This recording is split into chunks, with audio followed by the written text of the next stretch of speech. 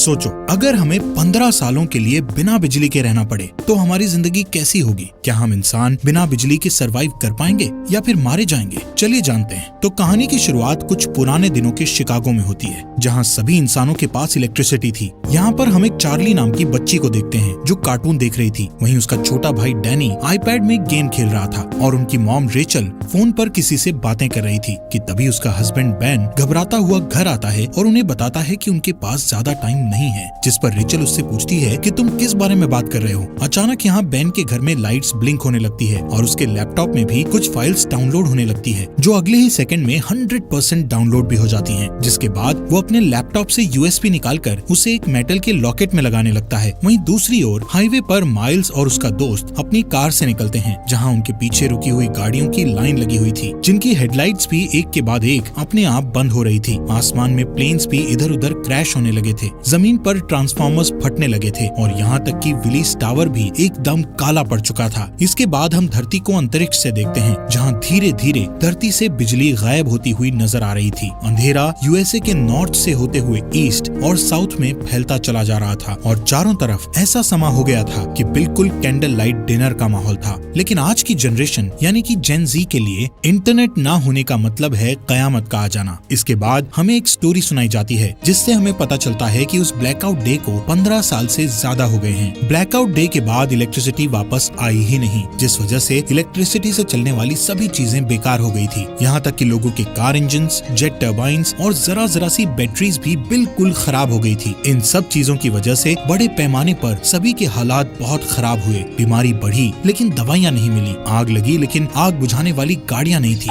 Factories थी लेकिन वहाँ खाने के लिए कुछ नहीं था और सभी लोग हाथ से काम कर रहे थे। जिसके बाद जल्द ही सरकारें गिरने लगी और मिलिटियास बढ़ने लगी थी। ब्लैकआउट के बाद यूनाइटेड स्टेट्स 6 भागों में बंट चुका था, जो कि the Monroe Republic, the Georgia Federation, the Plains Nation, Texas, the California Commonwealth और बाकी बंजर जमीन थी। इन सभी शहरों के ऐसे हालात को देखकर ज्यादातर लोग यहाँ से कहीं और शिफ्ट हो चुके थे, जिनमें से एक बेन और उसकी फैमिली भी थी, क्योंकि वो वहाँ के विलेज एरिया में रहने लगे थे, जो कि द मोनरो रिपब्लिक एक पीसफुल कॉलोनी थी, जहाँ कुछ 100 लोग जाकर बस गए थे। यहाँ हमें पता चलता है कि बेन की वाइफ का कुछ साल पहले ही देहांत हो गया था और अब वो एक ब्रिटिश मेडिकल डॉक्टर मैगी को डेट कर रहा था। उसके बच्चे डैनी और चार्ली भी अब बड़े हो चुके हैं, लेकिन डैनी को अकेले रहना ज्यादा पसंद है, क्योंकि वो अस्थमा की बीमारी से गुजर रहा है। ऐसे ही एक दिन चार्ली अपने भाई के साथ जंगल में जाती है, जहाँ उन्हें एक एबेंडन वैन दिखती है। चार्ली उसके अंदर जाती है और वहाँ उसे एक मिनी फ्रिज मिलता है, जिसे देखकर उसे अपने बचपन की याद आने लगती है, जब ब्लैकआउट डे के बाद उसके मॉम डैड ने उसे वो पिघली हुई आइसक्रीम दी थी, क्योंकि वो उस वक्त की आखिरी आइसक्रीम थी। एक दिन जब चार्ली हर दिन की तरह जंगल में एक चक्कर लगाने जाती है, तब मोनरो मिलिटिया, जो कि मोनरो रिपब्लिक की मिलिट्री फोर्स है, वो कॉलोनी के अंदर आते ही धावा बोल देती है। मिलिटिया की कलाई पर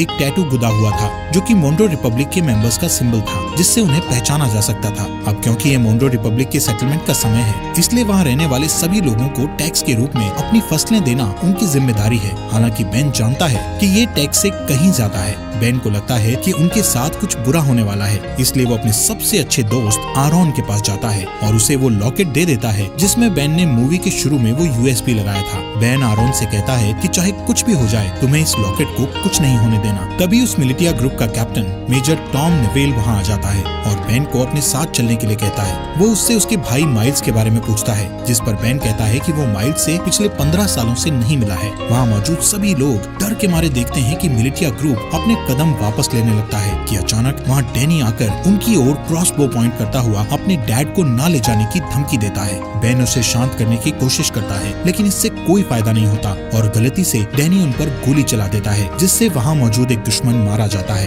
ये देखकर एकदम से सभी लोग मिलिटिया पर हमला करना शुरू कर देते हैं, लेकिन इस लड़ाई में उनका कोई मुकाबला नहीं होता और कई लोग मिलिटिया द्वारा मारे जाते हैं, जिसमें टॉम और बाकी लोगों को छोड़ दिया जाता है। लेकिन मिलिटिया ने डैनी को बंदी बना लिया था। कुछ देर बाद जब चार्ली वापस अपने घर आती है, तो यहाँ वो अपने डैड को खून में लथपथ पाती है, जहाँ वो अपनी आखिरी सांसें ले रहा था। वो उसे बताता है कि डैनी को मिलिटिया के लोग किडनैप करके ले गए हैं और अब उन लोगों की आखिरी उम्मीद सिर्फ माइल्स ही है, जो शिकागो में कहीं रह रहा है। चार्ली रोते हुए अपने डैड को बचाने की कोशिश करती है, लेकिन बेन मरने से पहले उसे अंकल माइल्स को ढूंढने के लिए कहता है, जिसके बाद उसकी मौत हो जाती है। अपने डैड के ऐसे मरने से चार्ली पूरी तरह टूट चुकी थी, लेकिन उसके पास शोक मनाने तक का टाइम नहीं था। वो अपना सामान पैक करती है और अकेले बाहर निकलने के लिए तैयार हो जाती है, लेकिन मैगी और आरॉन उसे अकेले नहीं जाने देते, जिसके बाद वो खुद उसके साथ जाने को तैयार हो जाते हैं, जो चार्ली को बिल्कुल पसंद नहीं आता। इसके बाद तीनों खतरनाक रास्तों से होते हुए पूरे दिन सफर करते हैं, जिससे तीनों के बीच बॉन्ड और भी ज्यादा मजबूत हो जाता है। अगले दिन चार्ली जब पानी लेने के लिए झरने के पास जाती है तो उसे एक नेट नाम का लड़का दिखता है, जिसे देखकर वो वहीं रुक जाती है। अब क्योंकि पूरी दुनिया ब्लैकआउट में चली गई थी, इसलिए तब के बाद से हर इंसान को पहली बार में देखकर खतरा ही समझा जाने लगा था।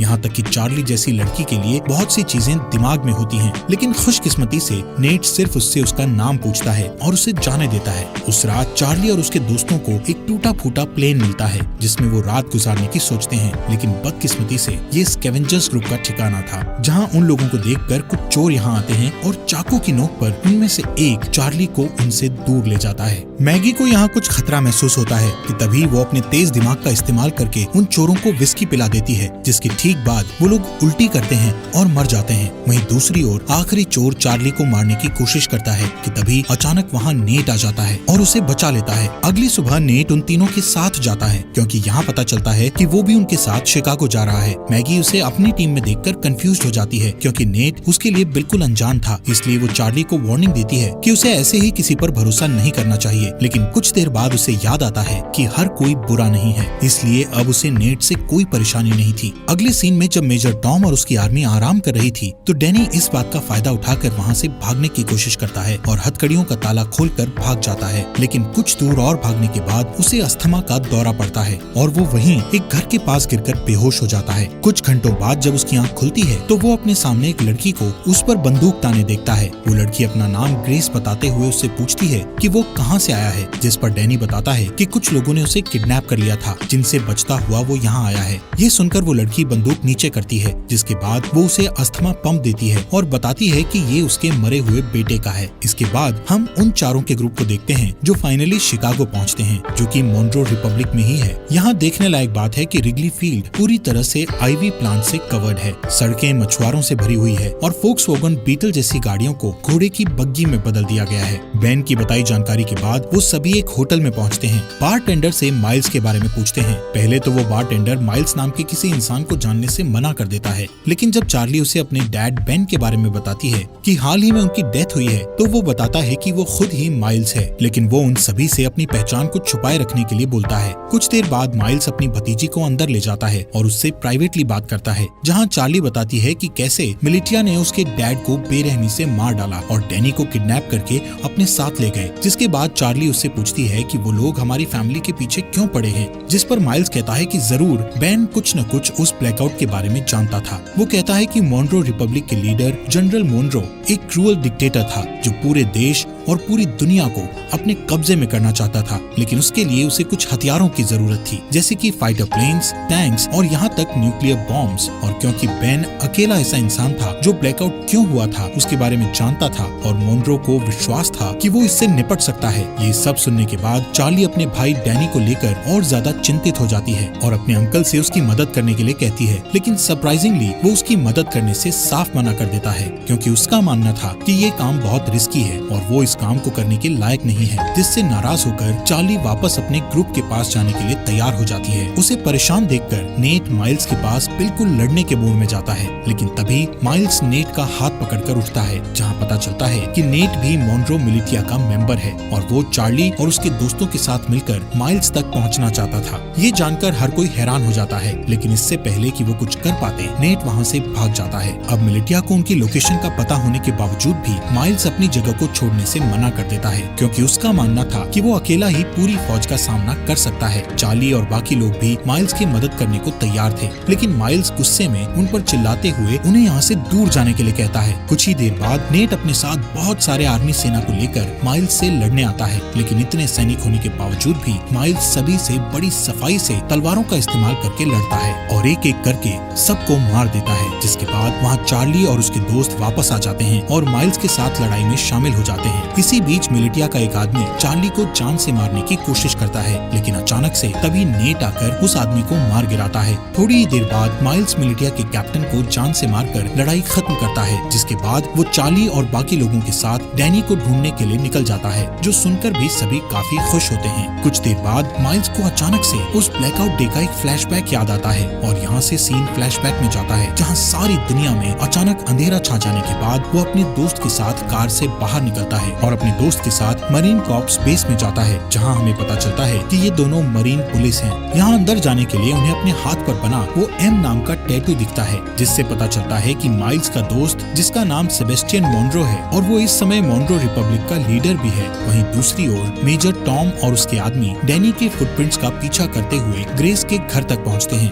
डरी हुई ग्रेस डैनी को बचाने की कोशिश करती है, लेकिन जैसे ही टॉम उसे जान से मारने की धमकी देता है तभी वो पीछे हटती है और टॉम उसके घर में घुसकर डैनी को पकड़ लेता है। उनके जाने के बाद ग्रेस चुपके से बेसमेंट में जाती है और एक लॉकेट निकालती है जो बिल्कुल आरॉन के लॉकेट जैसा था। जैसे ही वो उसे दबाती है तो अचानक से कमरे में बल्ब चालू हो जाता है। इसके बाद ग्रेस उस लॉकेट को कंप्यूटर में लगाती है और किसी से चैट करना शुरू कर देती है। दूसरी तरफ जो ग्रेस से चैट कर रहा था वो बहुत खुश था कि मिलिटिया को उनके छुपे हुए राज के बारे में नहीं पता चला। यहाँ प्रेजेंट में माइल्स ग्रुप को अपने साथ ही रखता है, जो कि अपनी एक पुरानी साथी को ढूंढ रहा है जिसका नाम नोरा है, जो एक्सप्लोजिव्स बनाने में माहिर है। माइल्स चार्ली को बताता है कि अगर उन्हें डैनी को बचाना है तो उन्हें नोरा जैसे तेज फाइटर की जरूरत पड़ेगी। यहाँ टैवर्न में अचानक उनके ऊपर कुछ दुश्मन हमला कर देते हैं, लेकिन इस बार भी माइल्स सबको हरा देता है। तभी वो एक आदमी को पकड़ता है और उसका गला घोंटते हुए नोरा की लोकेशन पूछता है। यहाँ हमें पता चलता है कि नोरा को भी मिलिटिया ने पकड़ रखा है और इस समय वो मिलिटिया में एक नौकर बनकर रह रही है। उस रात माइल्स अकेले ही बाहर जाने का फैसला करता है,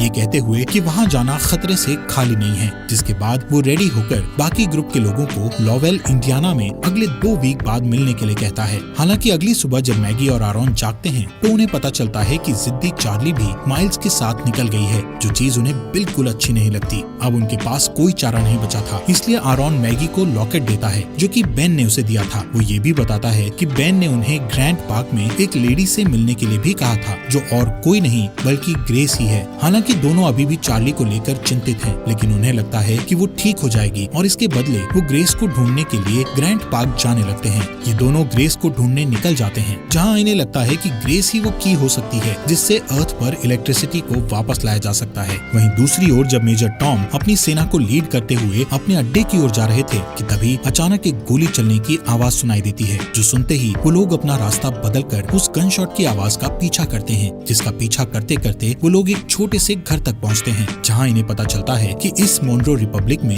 आम इंसान अपने पर्सनल बंदूकें और गोला बारूद नहीं रख सकते। इसी वजह से सभी लोग क्रॉसबोज और दूसरे हथियारों का इस्तेमाल करते हैं। इसी के चलते मेजर टॉम उस घर के मालिक को धमकी देता है कि वो अपने घर के सभी हथियारों को उन्हें दे दे। उस आदमी को लगता है कि वो हथियार देने के बाद भी मारा जाएगा, इसलिए वो अपने घर से एक बंदूक निकालकर बाहर खड़े एक आदमी को गोली मार देता है कि तभी मेजर टॉम उस आदमी को गोली मारकर उड़ा देता है। इन सब चीजों के बाद हम वहीं डरे हुए डैनी को देखते हैं। अगले सीन में मिलिटिया के अड्डे पर हमें फॉर्मली जनरल मोन्रो से मिलवाया जाता है, जिसका हाथ इन सभी बुरी चीजों में है। मोन्रो वहाँ मौजूद एक आदमी से अपने हथियारों के बारे में पूछता है, लेकिन जब वो डरा हुआ आदमी उसका कोई जवाब नहीं देता तो वो उसे बेरहमी से जान से मार देता है। जिसके बाद वो दूसरे रूम में अपने एक दूसरे वर्कर के पास जाता है, जहाँ हमें पता चलता है कि ये बेन की वाइफ रेचल है, जिसे हम मरा हुआ मानते हैं। यहाँ मोन्रो रेचल को बताता है कि बेन मर चुका है और ये सुनकर रेचल बहुत परेशान हो जाती है। इस दौरान चार्ली पूरे दिन जंगल में घूमती हुई आखिर में अपने अंकल को ढूंढती है, जहाँ माइल्स उससे गुस्सा था क्योंकि उसने उसकी बात नहीं सुनी थी। लेकिन जब चार्ली बताती है कि उसके भाई को अस्थमा का दौरा पड़ता है तो वो शांत हो जाता है। कुछ देर बाद उन्हें ढेर सारे मजदूर दिखते हैं जो हाथों से हेलीकॉप्टर को खींचकर ले जा रहे थे।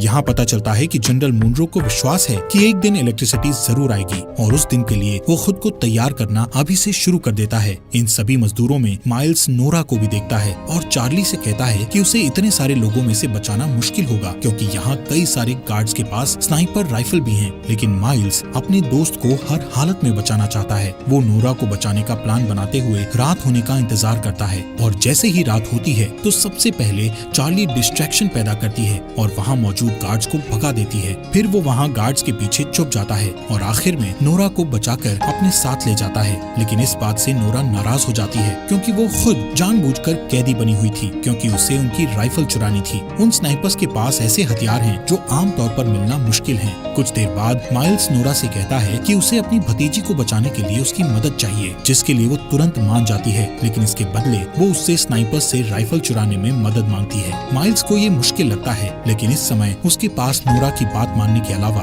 कोई चारा नहीं था। थोड़ी देर बाद वो तीनों पास की एक झोपड़ी में जाते हैं, जहाँ वो तीनों डैनी को बचाने की प्लानिंग करते हैं। बारूद का यूज करके नोरा एक टेम्पररी हथियार बनाती है, जिसका इस्तेमाल वो उन स्नाइपर्स वाले गार्ड को मारने के लिए करेंगे। लेकिन एक दिक्कत ये है कि इस हथियार का असर सिर्फ कुछ मीटर्स तक ही रहेगा, जिसका मतलब हुआ कि उनमें से किसी एक को गार्ड के पास जाकर उन्हें गोली मारनी होगी। वो लोग प्लान करते हैं कि माइल्स और नोरा आसानी से उनकी पकड़ में आ जाएंगे, लेकिन चार्ली उनका आखिरी ऑप्शन होगा। यहाँ से जाने से पहले माइल्स उनसे कहता है कि जैसे ही वो सभी गार्ड्स मर जाएंगे तो वो सभी पहरेदारों को निकाल लेंगे। कुछ ही देर बाद चार्ली अपने हथियार को स्लीव्स के अंदर छुपाती है और एक खोया हुआ इंसान होने का नाटक करती हुई पहरेदारों के पास जाती है, जिसके बाद वो तुरंत हथियार लेकर गार्ड्स के पास जाती है और तुरंत उन्हें मार देती है। इससे पहले कि बाकी गार्ड्स कुछ कर पाते, वहाँ नोरा और माइल्स आकर उन पर हमला कर देते हैं। इस लड़ाई के बाद जब वो लोग सभी मजदूरों को आजाद कर रहे थे तो नोरा ये रिवील करती है कि उसने अपने रेबल के लिए स्नाइपर चोरी की थी। वहाँ ग्रैंड पार्क में जब ग्रेस अपने कंप्यूटर पर टाइप कर रही होती है, तभी कोई आदमी उसके घर में घुसकर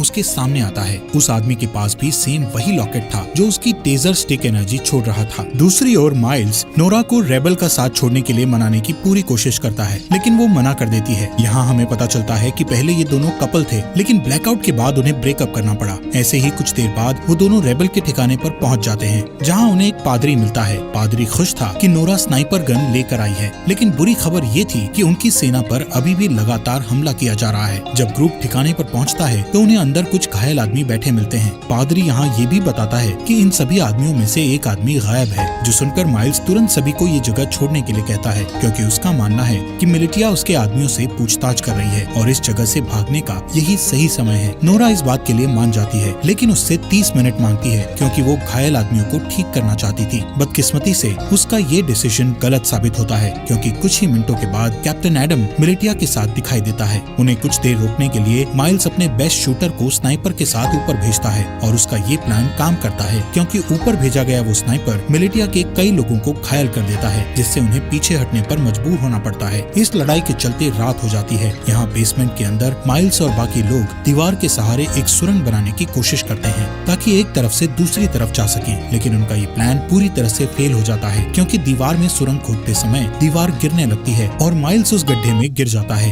जिससे उनकी पूरी मेहनत खराब हो जाती है। ठीक इसके बाद छत पर बैठे स्नाइपर की मौत हो जाती है, जिसके बाद कैप्टन एडम और उसके लोग बेसमेंट में घुस जाते हैं। लेकिन माइल्स, जो बहुत बढ़िया तलवारबाज है, वो कुछ आदमियों को नीचे गिराता है और एडम को बंदी बना लेता है। फिर वो उसे दूसरे रूम में बंद कर देता है और यहाँ से भागने के तरीके सोचने लगता है। यहाँ हैरानी की बात ये होती है कि एडम माइल्स को पहचान लेता है, जिससे कमरे में मौजूद सभी लोग हैरान रह जाते हैं। ये देखकर चार्ली उनसे पूछती है, तुम एक दूसरे को कैसे जानते हो? यहाँ कहानी एक अलग मोड़ लेती है, जहाँ एडम ये रिवील करता है कि पहले माइल्स जनरल मुनरो का राइट हैंड था। यहाँ तक कि माइल्स वो इंसान है जिसने मिलिटिया को लड़ना सिखाकर इतना खतरनाक बनाया है। लेकिन इतना रिवील होने के बावजूद भी माइल्स उन्हें मारने पर अपना फोकस रखता है। माइल्स उनके सामने एक डील रखता है, जिसमें वो खुद को मुनरो मिलिटिया के सामने सरेंडर करेगा, लेकिन उसके बदले में उसके ग्रुप के किसी भी इंसान को कोई नुकसान नहीं पहुँचाया जाएगा। किसी वजह से एडम ये डील एक्सेप्ट कर लेता है। हो सकता है उसे अपनी जान की परवाह हो इसलिए। खैर, इसके बाद जल्द ही माइल्स को मुनरो मिलिटिया ले जाया जाता है। यहाँ से सीन फ्लैशबैक में जाता है, जहाँ हम ब्लैकआउट के 2 वीक बाद का सीन देखते हैं, जब माइल्स अपने भाई को ढूंढने के लिए शिकागो आया था और उसका सबसे अच्छा दोस्त मुनरो भी उसके साथ था। वहीं रास्ते में उन्हें 2 आदमी मिलते हैं, जिनमें से एक आदमी दूसरे को बहुत बुरी तरह पीट रहा था।